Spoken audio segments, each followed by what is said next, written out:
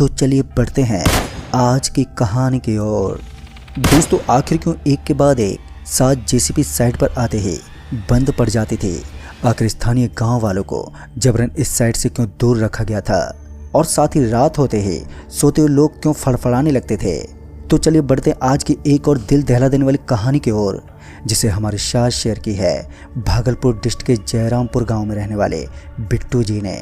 दोस्तों, ये घटना उन दिनों की है जब मुझे एक कंस्ट्रक्शन कंपनी ने दुगनी कीमत देकर मुझे अपने साइट पर बुलाया। ये दूर दराज का इलाका था जहां सिर्फ जंगल ही जंगल था। दरअसल इस जंगल में एक अंग्रेजों के वक्त के एक टनल बना हुआ था जो पूरी तरह से बंद था, जिसे खोलकर फिर से इस टनल को बहाल करना था। और जब मैं साइट पर पहुंचा तो मैंने देखा कि वहां पर सिर्फ कंपनी के आला अफसर ही थे, कोई भी मजदूर या फिर दूसरे कर्मचारी नहीं थे। जबकि इस साइट को शुरू हुए 1 महीना से ज़्यादा का वक्त बीत चुका था। फिर जब मेरी मुलाकात साइट के इंचार्ज सुधीर दुग्गल जी से हुई तो उन्होंने काम समझाते हुए बताया कि शाम के 4 बजे तक ही काम होगा। 4 बजे के बाद साइट से 3 किलोमीटर दूर बने टेंट हाउस में आपको बाकी लोगों के साथ चले जाना है और सूरज ढलने के बाद अपने बिस्तर से उठने की कोशिश भी नहीं करना, चाहे जो हो जाए। ये सुनकर मुझे थोड़ा अजीब लगा, पर अभी ज़्यादा सवाल जवाब करने से मेरी ही दिक्कत बढ़ जाती। लिहाजा मैंने सिर्फ ठीक है साहब बोलकर हामी भर दी। फिर एक गाड़ी से मुझे 3 किलोमीटर दूर एक टेंट में छोड़ा गया जहाँ और भी कई लोग थे। जल्द ही कुछ लोगों से जान पहचान भी हो गई और उन्हीं कुछ लोगों में से एक था नवनीत, जो इस साइट पर शुरुआत से था। पर नवनीत से कोई सीधे मुंह बात नहीं करना चाहता था, क्योंकि सभी को लगता था कि नवनीत सही बंदा नहीं है। दरअसल नवनीत के 2 साथी जो उसके साथ ही आए थे, वो दोनों साइट पर मारे गए और मरते वक्त वो दोनों नवनीत का ही नाम ले रहे थे। और वहीं नवनीत उन्हें देखकर मुस्कुराए जा रहा था। ये बात तो मुझे भी बुरी लगी, पर जब मेरी बात नवनीत से हुई तो मुझे वो बंदा बड़ा ही समझदार मालूम पड़ा। और साथ ही जब मैंने उसे बताया कि कैंप के बाकी के लोग तुम्हारे बारे में गलत धारणा पाले बैठे हैं, तो वो मेरी इस बात पर मुस्कुराने लगा और फिर कुछ देर के बाद बोला, मुझे पता है, पर इन बेचारों को अभी हकीकत नहीं मालूम। फिर जब इस पर मैंने सवाल करते हुए पूछा, हकीकत? कैसी हकीकत? तो इस पर नवनीत बोला, मेरे बताने से कोई फ़र्क नहीं पड़ेगा, यहाँ तक कि जब तुम खुद अपनी आंखों से देखोगे तो भी यकीन नहीं होगा। यह बोलकर नवनीत चुप हो गया। वहीं मैं इस सोच में पड़ गया कि आखिर ऐसी कौन सी बात है जिस पर लोगों को यकीन नहीं हो रहा। उसी रात जब मैं अपने बिस्तर पर सो रहा था तो अचानक मेरी आंख खुल गई और आंख के खुलते ही जो मैंने देखा वो देखकर तो मेरी चीख निकल गई। दरअसल मैंने देखा कि एक बिना सिर वाली काली बकरी मेरे सामने खड़ी है जो कि चल फिर रही थी। अभी मैं डर से थरथराई रहा था कि तभी मैंने देखा कि उस कैंप के सारे लोग अचानक से फड़फड़ाने लगे हैं, मानो उनकी सांसें उखड़ रही हों। देखते ही देखते वहाँ पर डर का माहौल इस कदर फैल गया कि अब मुझे कुछ सोच भी नहीं रहा था। और डर के मारे मैं अपने बिस्तर से उठकर भाग खड़ा हुआ और अनजाने में मैं भागते हुए साइड पर पहुँच गया, जहाँ का नज़ारा देखकर मैं वहीं पर बेहोश हो गया। फिर जब मुझे होश आया तो मैं अपने कैंप के बिस्तर पर ही लेटा हुआ था। मेरी आंखों में जलन हो रही थी और साथ ही सर दर्द से फटा जा रहा था। अभी मैं अपना सिर पकड़े उठकर बैठा ही था कि तभी नवनीत मेरे पास आ गया और बोला, तुमने कल रात क्या देखा? उसके इतना कहते ही मेरा ध्यान रात वाली घटना पर गया, पर मुझे सिर्फ वो सरकटी बकरी, कैंप के लोगों का फड़फड़ाना और उस टनल तक जाने की बात याद आ रही थी। उसके बाद का मुझे कुछ भी याद नहीं आ रहा था। मैं वापस से अपने कैंप के बिस्तर पर कैसे पहुंचा ये तलक मुझे याद नहीं आ रहा था। अभी मैं अपने दिमाग पर जोर दे रहा था कि तभी कंस्ट्रक्शन साइट से खबर आई कि हम लोगों को आज से टनल को खोलने का काम शुरू करना है। फिर इसके बाद हम सारे साइट पर पहुंचे, जहां हमें निर्देश मिला कि जब तक नई जेसीबी मशीन नहीं आ जाती हमें हाथ वाले औजार से ही काम शुरू करना होगा। फिर कुछ ही देर में काम भी शुरू हो गया और सभी उस टनल में जमी मिट्टी को खोदकर बाहर निकालने लगे। सभी अपने काम में ही लगे थे कि तभी वहां एकदम से अफरा तफरी मच गई और फिर देखते ही देखते सारे मजदूर एक दूसरे पर हमला करने लगे। पता नहीं अचानक ही मुझे भी गुस्सा आने लगा और फिर देखते ही देखते मैं भी आक्रामक हो गया। मेरे हाथ में जो भी लगता उसे मैं बहुत ही बुरी तरह मारता। उस वक्त हम में से कोई भी अपने आपे में नहीं था। फिर कुछ ही देर में हम सारे खून से लथपथ हो गए, पर शायद हम में से किसी को भी दर्द का एहसास नहीं हो रहा था, इसलिए हम किसी वहशी दरिंदे की तरह एक दूसरे के साथ बर्ताव कर रहे थे। फिर इसी बीच जब मेरे सिर पे पीछे से किसी ने पत्थर मारा तो पत्थर के लगते ही मेरी आंखों के आगे अंधेरा छा गया और कुछ ही देर में मैं होश खो बैठा। फिर जब मैं होश में आया तो मैं जंगली झाड़ियों के बीच में पड़ा हुआ था। मेरे पूरे शरीर पर गहरी चोट लगी हुई थी, जिस वजह से मैं उठ भी नहीं पा रहा था। ऊपर से अब रात भी हो चुकी थी और ऐसे में कोई मदद भी नहीं मिलने वाली थी। अभी मैं किसी मुर्दे की तरह वहीं पर पड़ा हुआ था कि मुझे फिर से वही बिना सिर वाली बकरी दिखी। उस बकरी के दिखते ही मेरे शरीर में कुछ अजीब सी हड़कंप हुई और मैं एकदम से उठकर खड़ा हो गया और उस बिना सिर वाली बकरी की तरफ दौड़ा।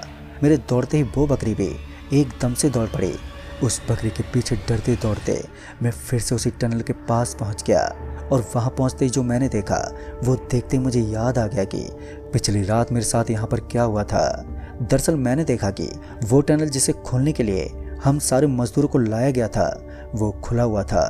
मतलब कि रात के वक्त ये टनल अपने आप ही खुल जाता है और जब मैं पिछली रात यहाँ पर आया था तब भी ये टनल खुला हुआ ही था। पर उस रात यहाँ पर कुछ और लोग मौजूद थे जो इंसानी बलि दे रहे थे और जब उनमें से एक मेरी तरफ बढ़ा तभी मुझे कुछ हो गया था, जिसके बाद मुझे होश आया तो मैं कैंप के बिस्तर पर था, पर अभी यहाँ पर कोई नहीं था। मैंने अपने आसपास बड़े ध्यान से देखा पर वहाँ पर वाकई में कोई नहीं था। फिर जब मैं उस टनल की तरफ बढ़ा तो उस टनल से कोई आता हुआ नजर आया। इससे पहले उसकी नज़र मेरे पर पड़ती कि मैं वहीं पर एक पेड़ के पीछे जाकर छिप गया। मैं अभी उस पेड़ की आड़ लिए उस टनल की तरफ ही देख रहा था कि तभी उस टनल से जो बाहर आया उसे देखकर तो मैं दंग रह गया। दरअसल जो उस टनल से बाहर आया था वो कोई और नहीं बल्कि नवनीत ही था। मतलब कि यहाँ के लोग नवनीत के बारे में जो कुछ कह रहे थे वो एकदम सच था। मैं अभी उस पेड़ के पीछे से नवनीत को ही देख रहा था कि तभी वो टनल फिर से अपने आप ही बंद हो गया और टनल के बंद होते ही नवनीत वहाँ से कैंप हाउस की तरफ चला गया और फिर मैं भी कुछ देर के बाद कैंप की तरफ चल पड़ा। अभी मैं कैंप की तरफ बढ़ ही रहा था कि तभी किसी ने मुझे आवाज़ देते हुए कहा, अरे ओ भाई साहब ज़रा रुको। उसके इतना कहते ही मैं एकदम से रुका और जब मैंने उसकी ओर देखा तो मैंने पाया कि वो आदमी लाल पगड़ी पहने हुए है। रात के उस पहर में आखिर ये कौन था जो उसने मेरे को रुकने के लिए कहा। अभी मैं उसकी ओर ही देख रहा था कि तभी वो लाल पगड़ी वाला आदमी मेरी तरफ बढ़ने लगा। उसे अपनी तरफ बढ़ता देख मुझे थोड़ी घबराहट होने लगी, जिस वजह से मैं पीछे की तरफ जाने लगा। मुझे पीछे जाते देख वो आदमी बोला, भाई साहब डरो नहीं, मैं तो तुम्हारी मदद करने आया हूँ। पर मुझे उस अनजान आदमी पर थोड़ा भी भरोसा नहीं हो रहा था। और पर जब उसने कहा, तुम गलती से भी इस वक्त नवनीत के पीछे नहीं चले जाना, नहीं तो तुम भी उसी दुनिया में पहुंच जाओगे जिस दुनिया का नवनीत है। उस लाल पगड़ी वाले के मुंह से नवनीत का नाम सुनते ही मैं वहीं पर रुक गया और उस आदमी से बोला, पर तुम हो कौन और तुम नवनीत के बारे में क्या जानते हो। इस पर उसने कहा, मेरा नाम किशोरी राव है और मैं केवट गाँव का मुखिया हूँ। अभी तुम मेरे साथ चलो, कहीं नवनीत की तुम पर नज़र पड़ गई तो आज की रात तुम्हारी आखिरी रात होगी। उस आदमी पर वैसे तो मुझे अभी भी यकीन नहीं हो रहा था, पर अब ये तो साफ था कि नवनीत बिल्कुल भी ठीक बंदा नहीं है। उस वक्त मैं सिर्फ अपनी किस्मत के भरोसे ही था, लिहाजा मैं उस लाल पगड़ी वाले के साथ जाने के लिए रेडी हो गया। और जब मैं उस लाल पगड़ी वाले के साथ उसके गांव केवट पहुंचा जो वहीं कुछ ही दूरी पर था, तो मैंने पाया कि गांव के नाम पर सिर्फ 10 से 15 घर हैं जो कि एक बड़े से गोल घेरे के लाइन में बने हुए हैं और बीच बीच में आग जल रही थी। अभी मैं अपने आसपास नजरें घुमा रहा था कि तभी एक घर से 2 लोग एक बूढ़े आदमी को सहारा देते हुए बाहर की तरफ लाए और वहीं पर बिछी हुई एक खटिया पर लिटा दिया। अभी मेरी नज़र खाट पर लेटे उसी बूढ़े आदमी पर थी कि तभी उस लाल पगड़ी वाले ने कहा, तुम्हें नवनीत को मारना पड़ेगा। उस लाल पगड़ी वाले के इतना कहते ही मेरे दिमागी चक्कर खा गया। तभी मैं चौंकते हुए बोला, क्या कहा आपने। फिर इस पर वो आदमी जवाब देते हुए बोला, हाँ तुमने सही सुना, तुम्हें नवनीत को मारना पड़ेगा, नहीं तो तुम मारे जाओगे। उस लाल पगड़ी वाले की बात सुनकर अब मुझे अंदाज़ा हो गया था कि मैंने बहुत ही बड़ी भूल कर दी है यहाँ पर आकर। इससे पहले मैं आगे कुछ बोलता कि तभी उन लोगों ने मुझे पकड़कर एक पेड़ के साथ बांध दिया और पेड़ से बांधने के बाद उस लाल पगड़ी वाले ने कहा, देखो तुम अभी नहीं जानते कि तुम किस मुसीबत में फंस गए हो। अगर हमारा कहा तुमने नहीं किया तो तुम्हारे साथ भी वही होगा जो बाकियों के साथ हुआ है। दोस्तों अब वो लाल पगड़ी वाला आदमी मुझे लगातार धमकाए जा रहा था। वहीं मैं इस फिराक में था कि कब कोई मुझे मौका मिले और मैं यहाँ से फुर्र हो जाऊँ। और फिर कुछ सोचने के बाद मैंने कहा, आपने तो कुछ देर पहले कहा था कि नवनीत के पीछे मत जाओ, नहीं तो वो तुम्हें मार देगा। फिर अब मैं कैसे नवनीत को मार सकता हूँ? इस पर वो लाल पगड़ी वाला आदमी जवाब देने की जगह उस खटिया पर लेटे बूढ़े आदमी की तरफ देखने लगा।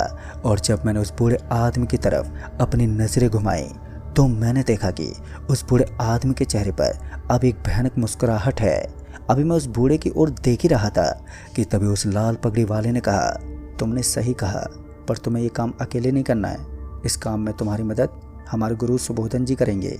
अभी उस लाल पगड़ी वाले ने इतना कहा ही था कि तभी उस खाट पर लेटे बूढ़े आदमी की आंखें एकदम से चमकने लगी। मैं तो पहले से ही डरा हुआ था और ऊपर से अब इन अजीब लोगों की एक अलग ही दहशत बनी हुई थी। मुझे ये भी समझ में नहीं आ रहा था कि ये लोग असल में इंसान है भी या नहीं। तभी उस लाल पगड़ी वाले ने मेरा भरोसा जीतने के लिए एक कहानी सुनाई, जिसके अनुसार आज से लगभग 100 साल पहले ये जगह खुंडक के नाम से जानी जाती थी। और यहाँ खुंडक कबीले के लोग रहा करते थे जो तारों और ज्वालामुखी को अपना देवता मानते थे। खुंडक कबीला अच्छे से फल फूल रहा था कि तभी एक ग्रहण की रात काले आसमान से लाल दहकता हुआ एक उल्का खुंडक कबीले के जमीन पर गिरा। उस उल्का के गिरते ही पूरा खुंडक कबीला एक गहरी नींद में डूब गया। और जब कबीला अपनी नींद से जागा तो उन्होंने पाया कि सब कुछ बर्बाद हो गया है। उनकी सारी ज़मीन बंजर हो चुकी थी और सारे मवेशी भी अब मर चुके थे। अभी कबीले वाले कुछ समझ पाते कि तभी तकरीबन 8 जने जिनके शरीर पर मिट्टी लगी थी उनके कबीले में आए और कबीले वालों पर ऐसे टूटे कि चंद जनों में ही आधा कबीला साफ कर दिया। और जो उनके हाथों से किसी तरह बच गए वो पहुंचे सुबोधन गुरुजी के पास, जो सीधे ईश्वर से बात कर सकते थे।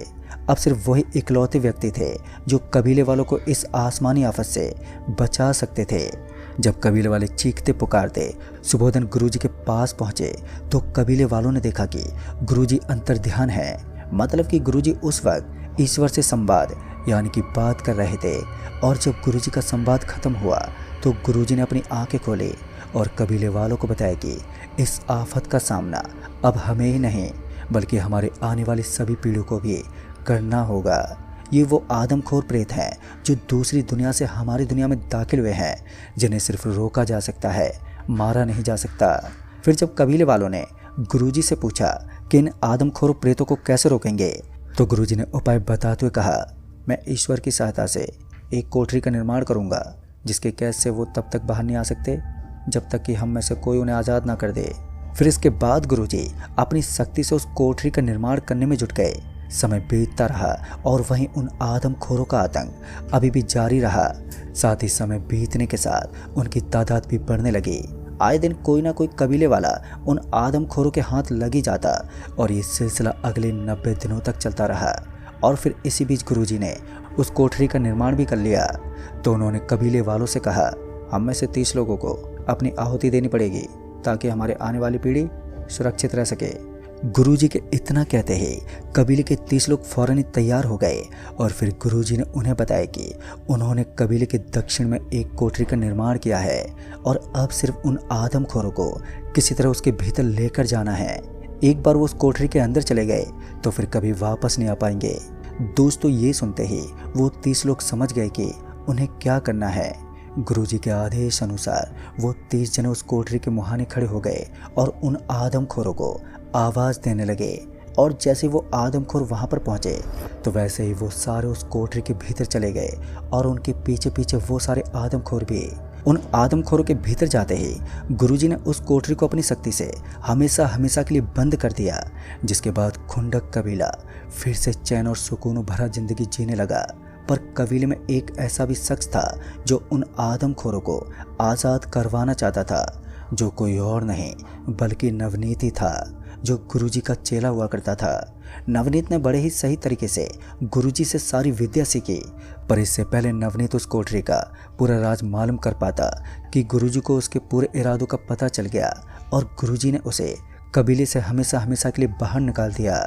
पर नवनीत तब तक काफ़ी कुछ सीख चुका था और कबीले से निकल जाने के बाद वो लगातार अपनी विद्याओं में बढ़ोतरी करता रहा आज वो उस कोठरी के अंदर आ जा सकता है और वो दिन दूर नहीं है जब वो उन आदमखोरों को भी उस कोठरी से बाहर लाने में कामयाब हो जाएगा। उस लाल पगड़ी वाले की दर्दनाक कहानी सुनकर मेरा दिल भर आया और मैंने भावना में बहकर उस लाल पगड़ी वाले आदमी से बोला, बताइए मैं किस तरह आपकी मदद कर सकता हूँ। जिस पर वो लाल पगड़ी वाला आदमी बोला, तुम्हें सिर्फ अपना जवान शरीर अपनी इच्छा से हमारे गुरुजी को सौंपना होगा। जैसे ही गुरुजी को नया शरीर मिलेगा वो खुद ही उस नवनीत को उसके अंजाम तक पहुंचा देंगे। अभी वो लाल पगड़ी वाला अपनी बात ही बता रहा था कि तभी मेरी नज़र नवनीत पर पड़ी, जो दूर एक पेड़ के पीछे से मुझे वहां से भागने का इशारा कर रहा था। नवनीत को मुझे इशारा करते देख मैं चौंक गया, पर मैंने उस लाल पगड़ी वाले को नवनीत के बारे में नहीं बताया। शायद अभी भी मेरे मन में शंका बनी हुई थी, लिहाजा मैं थोड़ी चालाकी दिखाते हुए बोला, ठीक है मैं आपकी मदद ज़रूर करूँगा, पर मुझे एक बार अपने घर वालों से मिलना है। उनसे मिलने के बाद मैं वही करूँगा जो आप कहेंगे। भगवान की कृपा ही थी कि वो लाल पगड़ी वाला मेरी बात में आ गया और मुझे सुबह होते ही छोड़ दिया।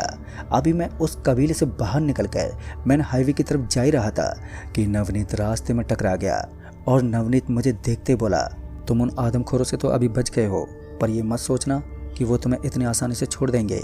नवनीत की बात सुनकर मैं बोला, वो आदमखोर हैं या फिर तुम? इस पर मेरी बात का जवाब देते हुए नवनीत ने कहा, उन लोगों ने जो कुछ भी बताया वो सब उल्टा है। हम असली खुंडक कबीले वाले हैं और जो उस टनल में हैं वो बचे हुए खुंडकवासी हैं, जो उस इकलौते आदमखोर को मारने का जरिया ढूंढ रहे हैं, जिसका नाम उस लाल पगड़ी वाले ने तुम्हें सुबोधन बताया होगा।